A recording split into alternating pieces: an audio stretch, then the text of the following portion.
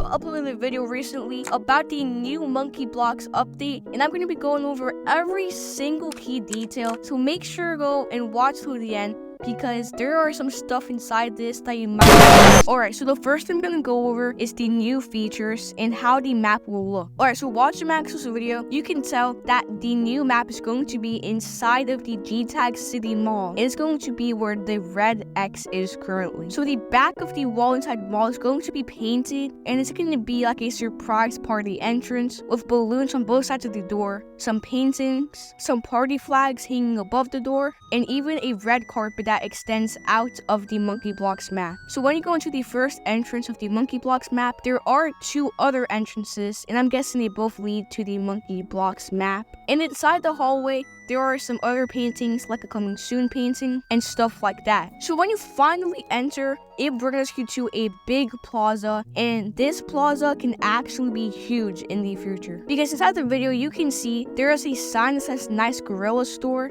and there's right now only one sign pointing to Monkey Blocks. If you watch the video closely, you can see that he points out that there might be another secret tunnel.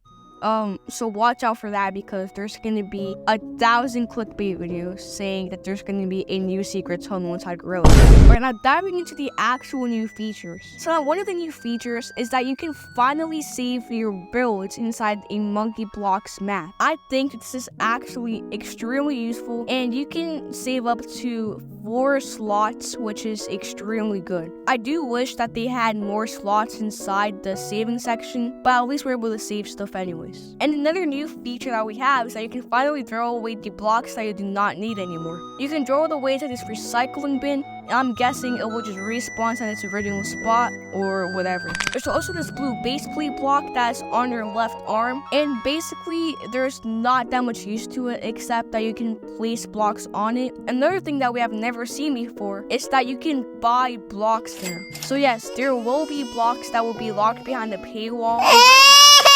Will be releasing with launch is the castle kit. It costs 6,000 shiny rocks, and I'm guessing it's just like a pack of Legos, and you will get a bunch of brand new castle objects. There's also this really cool conveyor belt that rolls out a bunch of blocks, so if you just want a random block, you can go over there and pick it up. And that's about every single new feature that he showed inside this video. The last new feature that he is showcasing inside this video is that people can obtain their own building slots that other people cannot build on. So if you want nobody to break your build and grief it, you can just build on the tiny slot that you have access to. But there is a public building space in the middle of all of these tiny spots, and it's about 3 times the size of the old one that we had. And the height of this place is absolutely insane. It looks like inside the video, the height of this map is like 4 or 3 times the size of the old attic map. So that means you can basically build a castle if you want.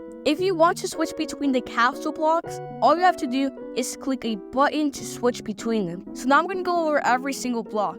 The first block I'm going to be going over is this monkey statue block. I think he's just holding like 2 big rocks. I don't know what the heck he's doing. There's also like this weird roof thingy. I think it's supposed to look like a roof from the old Clouds map, but it doesn't really look the same, honestly. There's also a Cloud shopping cart with apples inside, not the great thing, sadly. And there is an insane slingshot. Now, a cool thing about the slingshots is that whenever you click a button that's on them, you will get slung about like a quarter of the way across the map. There's also these cool trampolines that also look like they have to represent old Clouds. And there are some really cool grass base plates that you can place down if you want. So now you can make hills basically and mountains inside the game. There are also ladders you can climb, and the slide that's inside forest is inside here too. You can also now customize how tall you want a tree to be, which I think is extremely cool. Now I'm going to be going over the castle block maps that will most likely be behind the paywall. So the first one is this really cool trap door, and if you jump on it, it will literally make you fall under it. Another one is this big door. This big door, basically whenever you put your hand on the button that's on the door, it will slowly go down with an animation, and then finally it will open up. I think you will only have the option to toggle the castle button if you bought the castle pack, and if this is true, that means some of the blocks that were inside the attic map will be locked behind the 600 shiny rock paywall. For example, we used to have a gray variation of these wooden blocks that you can see inside the video, and they were just a concrete or stone version of it. But now you can see inside Maxwell's video that when he clicks the castle button, these gray blocks show up, which means they will be behind the 6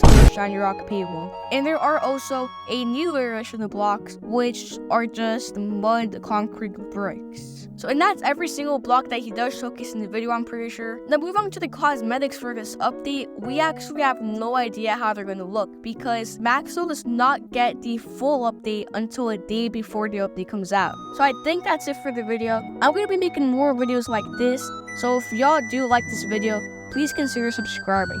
Please get me to 1 billion subscribers.